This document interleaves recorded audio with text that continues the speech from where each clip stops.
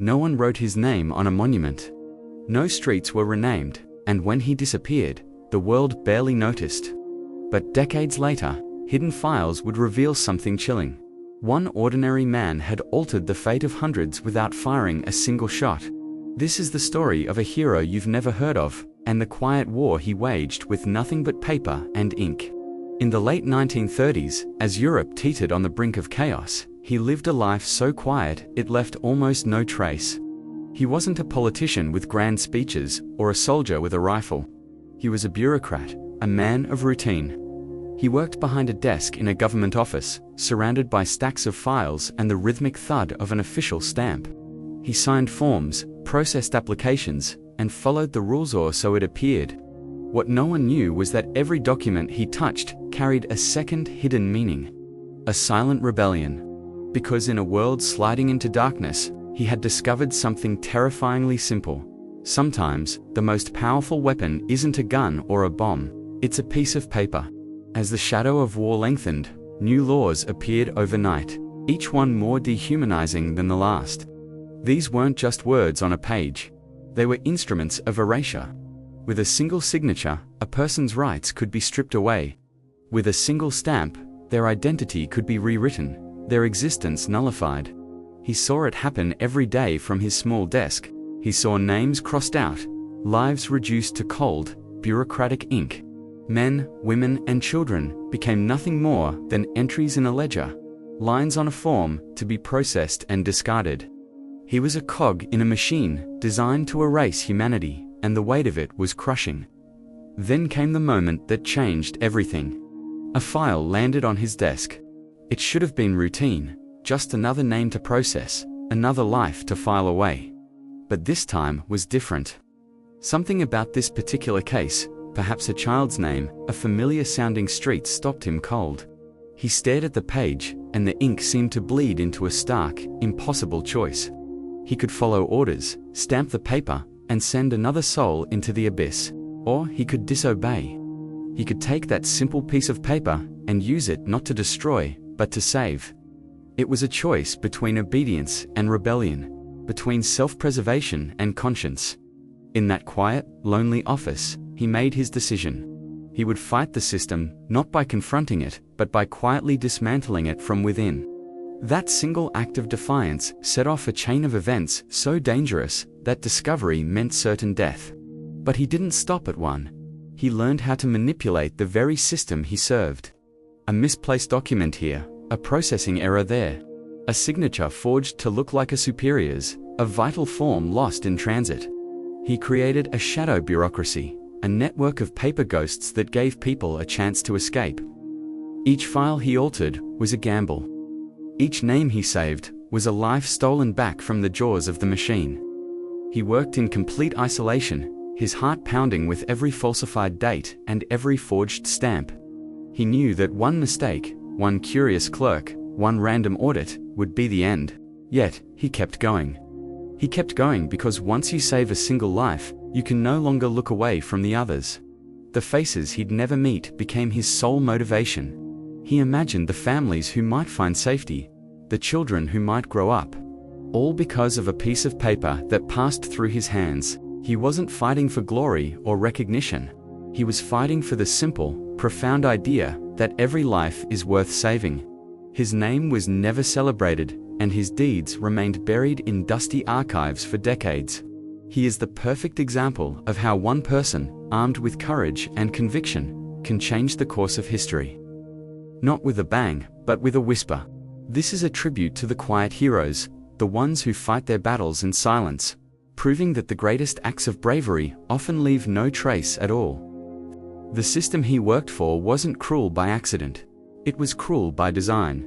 Every form had a purpose, every stamp had a consequence, and every single error, it could cost a life.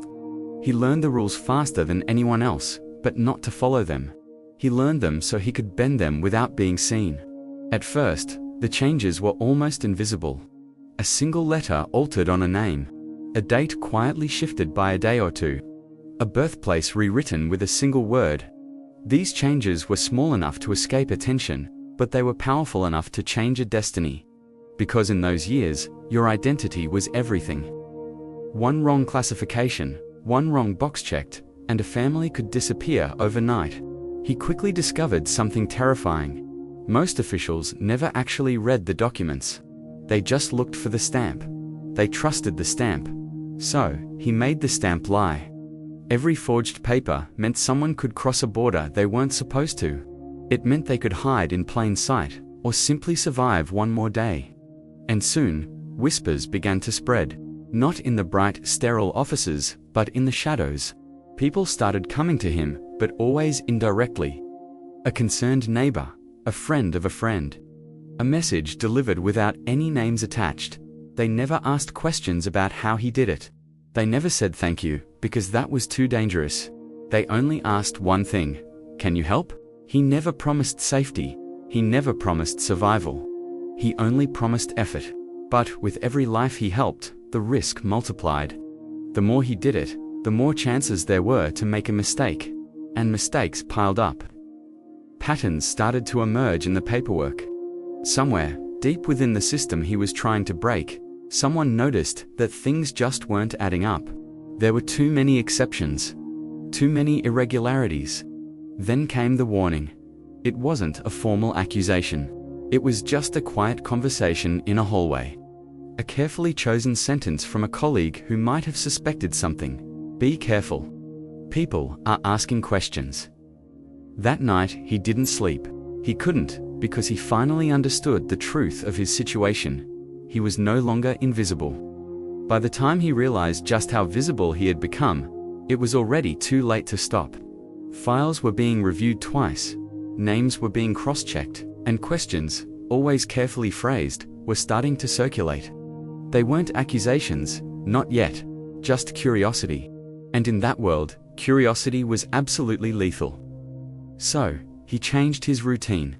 He started taking different routes to work, at different hours. He minimized contact, speaking only when absolutely necessary. Every draft he wrote was destroyed, every note burned. He committed everything to memory. No evidence, no proof. The entire operation rested on a single, fragile thing: trust. But fear has a way of leaking out, like water through a crack. Someone hesitated at the wrong moment. Someone spoke when they should have stayed silent. Someone remembered a name, and then came the knock on the door.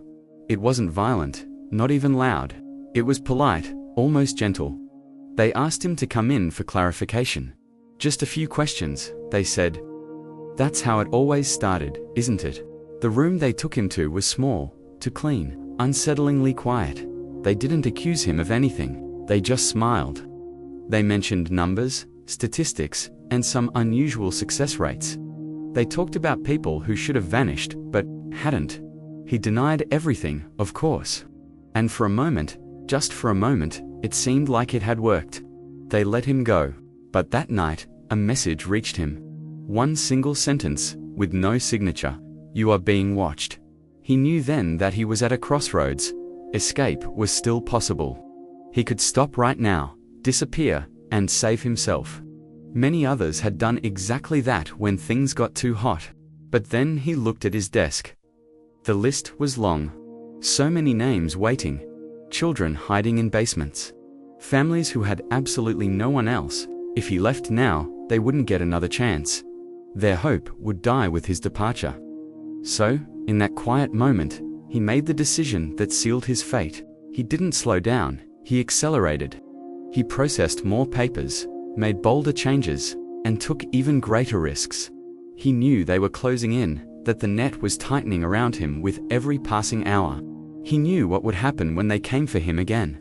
But time was running out for everyone, and he intended to use every single second of it to save as many as he could. They didn't come for him at dawn. They came at night, quietly, efficiently. There were no witnesses. There were no explanations.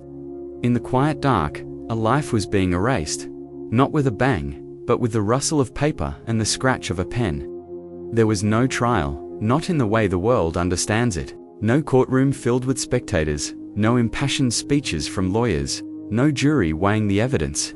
There were only files, cold, impersonal stacks of paper that held the weight of a man's life. Only signatures from officials who may have never even seen his face. Only a decision that was already made long before the ink was dry. His work, his life's mission, was described with a single dismissive word: anomaly. His incredible success at saving so many was brushed aside as a statistical impossibility. It was easier to believe it was a fluke than to acknowledge the depth of his courage and his motives. Why he did what he did, they were deemed irrelevant. The system didn't care about the why. It only cared about restoring its own version of order. The documents he forged, the papers that meant life itself for so many, were gathered and burned. The smoke carried away the proof of his heroism, turning it into ash. The records of the people he helped were systematically erased. The beneficiaries of his bravery were scattered into history, told to forget, to blend in, to disappear. Some survived, carrying the secret of their second chance in their hearts. Most never even knew the name of the man who had risked everything for them, and he never told them. He sought no recognition, no gratitude. The act itself was the only reward he needed. He was sentenced in silence. There were no headlines screaming his name, no protests filling the streets, no public outrage to decry the injustice. His disappearance was just a ripple in a vast ocean of secrets. Just a single line in a forgotten archive, intentionally misfiled, destined to be lost to time. His story was supposed to end there, buried under the weight of bureaucracy and fear. But history has a funny way of holding its breath. Years passed, the world turned, borders were redrawn on maps. Regimes that seemed all-powerful crumbled and fell. New governments rose from the ashes, eager to rewrite the past and uncover the truths that had been buried. And slowly, very slowly, his name began to resurface. It didn't appear as a grand revelation, but as a quiet question whispered among scholars. Historians, poring over dusty records, started noticing patterns that didn't make sense. Gaps in the official narrative, unexplained survivals. Survivors, now old and grey, began to compare their stories, finding threads that connected their miraculous escapes. The children he had helped save became adults, and those adults told their own children the fragmented stories they remembered. The truth, buried for decades under layers of silence and lies, began to breathe again. Today, his face is carved in stone, a monument to a hero who was once branded a criminal. His actions are taught in classrooms, inspiring a new generation to understand what true courage looks like. And his courage is measured not by grand speeches or public declarations, but by the one thing he never did. He never asked for anything in return. He didn't seek fame, fortune, or even a simple thank you. His reward was the lives he saved. He didn't save everyone. It's an impossible standard for any one person. But he saved enough to change the future. Enough to rewrite the past. Enough to change the very meaning of courage for all of us. History doesn't always remember the brave. Sometimes it waits.